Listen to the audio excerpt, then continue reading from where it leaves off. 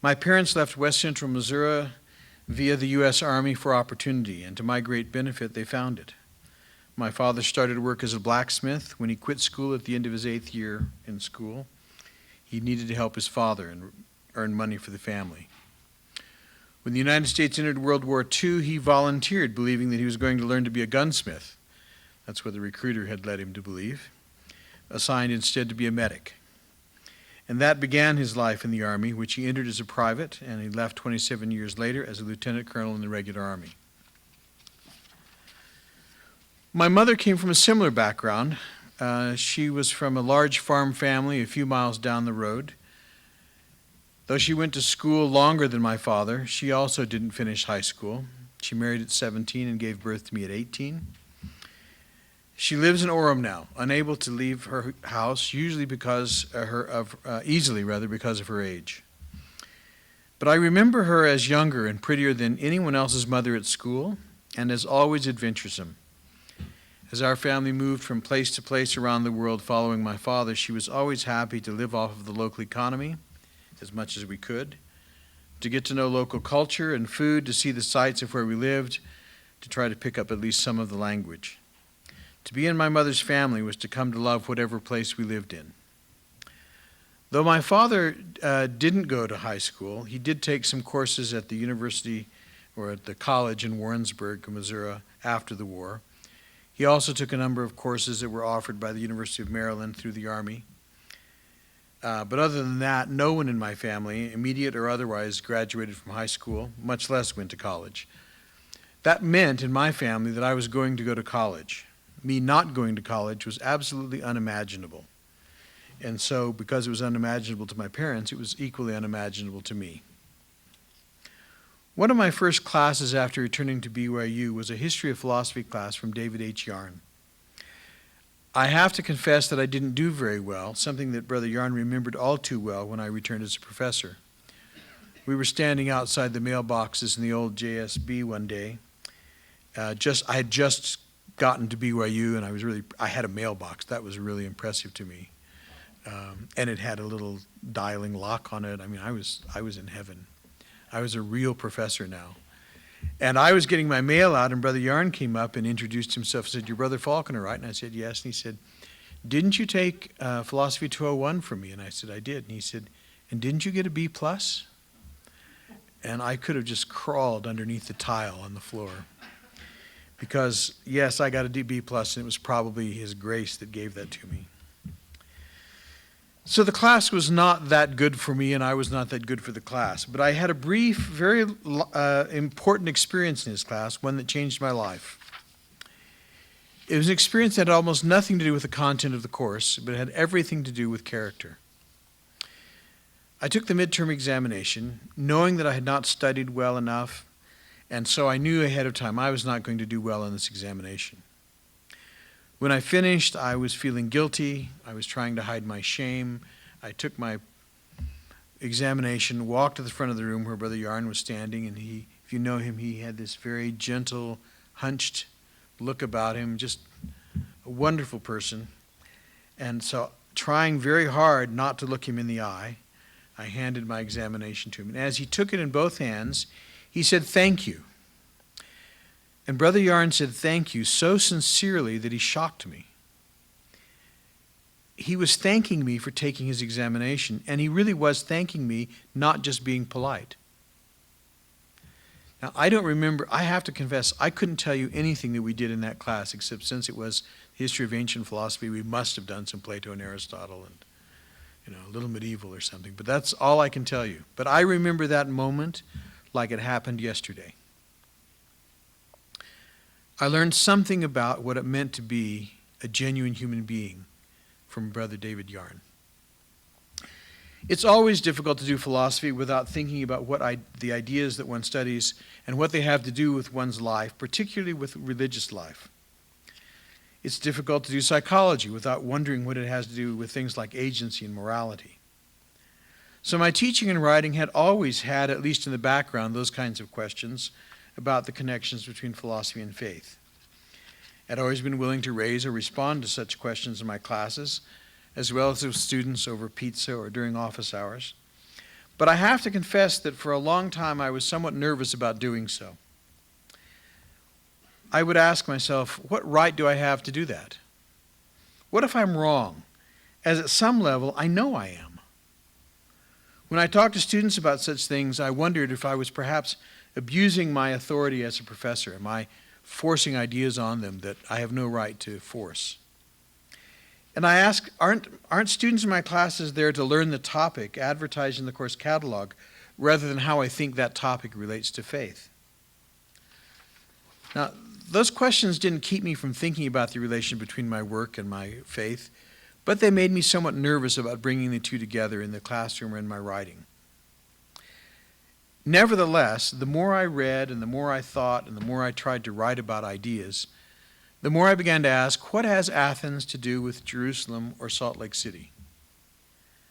Now, I still wasn't sure, and I'm still not completely sure, how the criticism of modernity and, on the one hand, and the Restoration's implicit criticism of the contemporary world fit together, if they do at all.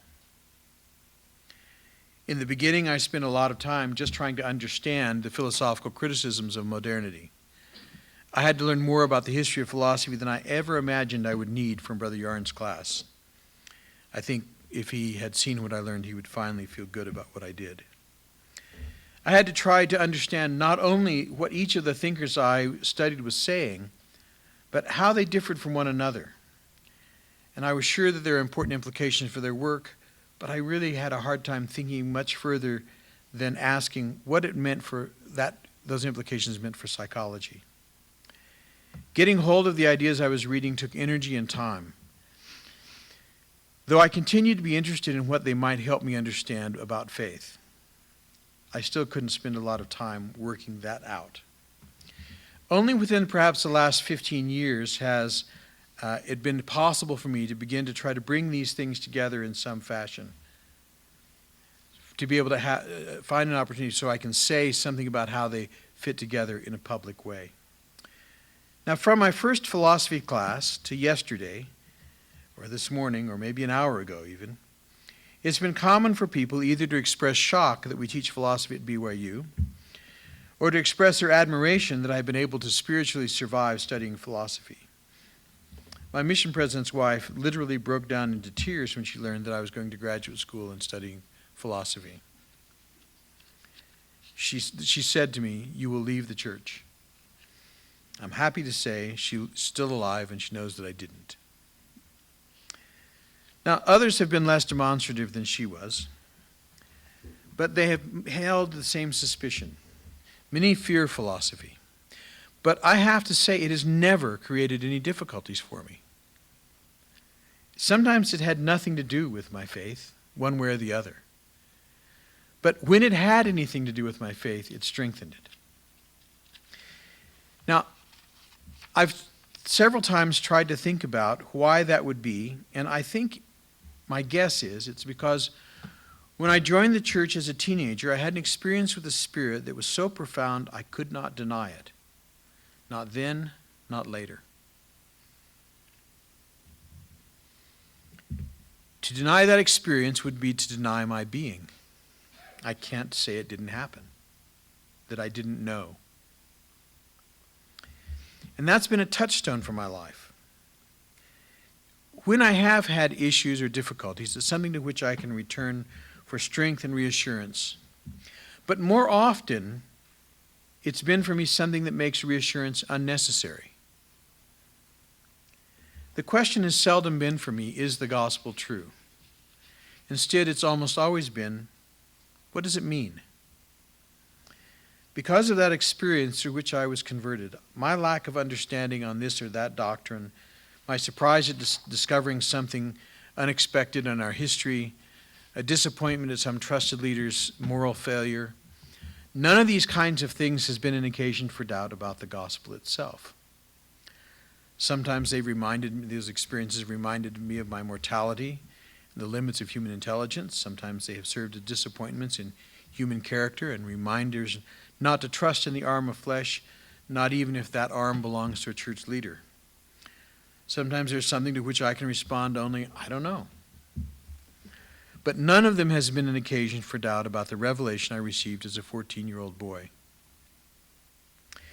As my career has gone its way, these kinds of questions have moved from things I think or talk about to things I also try to write and teach.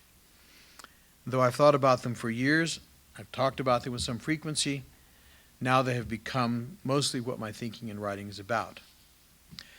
I have less confidence than I ever had that I know what the answers to those questions are. But I have more confidence that we are in need of rethinking our world as a whole, and that contemporary philosophy at least raises the right questions, the questions we need to ask. And I also have confidence that to some degree it helps us think about alternatives. I also have more confidence than ever that the gospel of Jesus Christ is a genuine alternative to the way of being in the world that is essential to modernity. In spite of ourselves, we are not moderns. I also have more confidence that what the Restoration brings to the intellectual table can make a difference, though I have difficulty being confident that we know what that difference is. Latter-day Saints seldom understand how different and unusual our beliefs really are. We know that we are Christians, and knowing that, nevertheless, we know very little about the beliefs of other peoples. So when we look at ourselves, it seems to us like we look like they look. We look like other Christians look. We don't recognize a huge chasm between ourselves and them. It's that chasm that right now in the contemporary political sphere scandalizes them, and that we simply cannot see. We don't get it. That chasm makes it possible for us to live in a world quite different than others. And it has important implications, but at least right now I think we don't think much about those differences and about what they mean, not enough. Let me give you a couple of examples from philosophy, and there are other examples from other areas, I'm sure. But because we are ultimately materialists, though certainly not simple materialists, we find it much easier than many other religious people to take science seriously. Because we're fundamentally communal beings rather than merely individuals. Our relationship to God is an individual one, but also one that comes through family and through priesthood. Because of that, we have the intellectual resources, I believe, for thinking about alternatives to contemporary individuality. Because we believe that there have been dispensations and apostasies over the generations of time, in principle, it should be easier for us to imagine that modernism is flawed, that the history of civilization is not just one wonderful scene of progress, and that there are ancient and medieval ideas that might help us understand ourselves and the world if we rethink them in a new context. Philosophy has helped me think much about our own understanding and how it may not yet be able, in ways we may not yet be able to explicate. It's also helped me think that we ought to think about what philosophy has to say that is different than what others say, and what the gospel has to say that is different than what others say. Now, of course, one danger of thinking about the implications of Mormonism is that we will rush too quickly to our conclusions, sure that we know what the Restoration means, and sure that we know how what it means impinges on contemporary questions. It's a danger I often see in student essays. Reading something by Heidegger or Levinas or someone else, they think, hey, he says X, the gospel says Y, I know how to put those together. Now, sometimes they actually, though, understand Levinas or Heidegger better than they understand the gospel. They think they know because they can repeat something they learned in primary, but they haven't really given it a lot of thought. And so they put these things together and it doesn't work very well. Students aren't the only ones who, I think, make that mistake. But the other equal danger is that we will not enter into that discussion of the gospel's implications at all. We will cordon off our lives into regions that remain unrelated to each other, placing faith in one region, our daily affairs in another region, our university studies in another, and so on, allowing each to continue with as little effect on the other as possible. To do that is to fail to be converted, or it's to fail to remain converted. For the convert is the one who comes to new life as a whole, not just to a new view of religion or faith and the same old views of everything else. When we are converted, everything should be different. So the task of faithful scholarship is to find some balance between unjustified surety on the one hand and unjustified reticence on the other. Now, I search for that balance. I don't know whether I found it or not. And I think the answer to whether I have is something that only time will tell.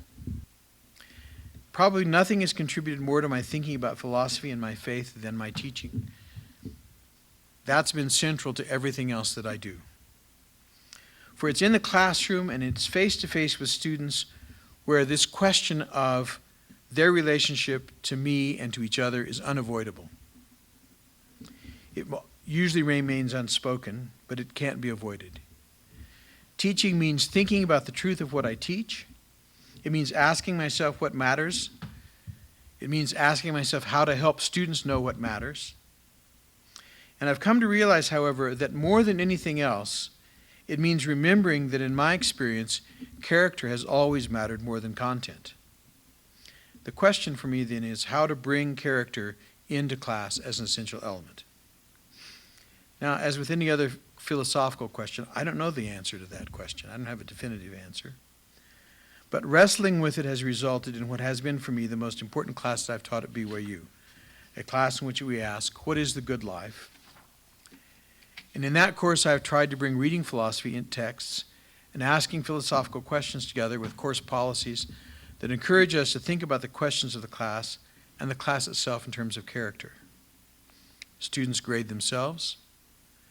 I insist that the honor code means honor in university work. It has less to do with dress, which is not to say it doesn't have to do with dress, but less to do with dress than it has to do with how we learn. I try to insist that learning is their responsibility. We do this together. I work very hard to make character central to that course, and part of what we're studying as we study is what do philosophers have to say about character, about the good, the true, the beautiful, and what it means to an individual. It's been perhaps the most satisfying experience of my career to finally figure out what I would like to have been teaching 36 years ago. So as with much wandering, I end up now where I began with David Yarn's thank you. I cannot thank him enough for that thank you. I don't know that I thank my students for their examinations and papers every time. I doubt that when I do, I can do so as sincerely as Brother Yarn did. I do know that his simple gesture continues to define the way that I think about what I must do at BYU. It may not be what has defined my wandering, but it's certainly been a constant influence on that wandering. Thank you very much.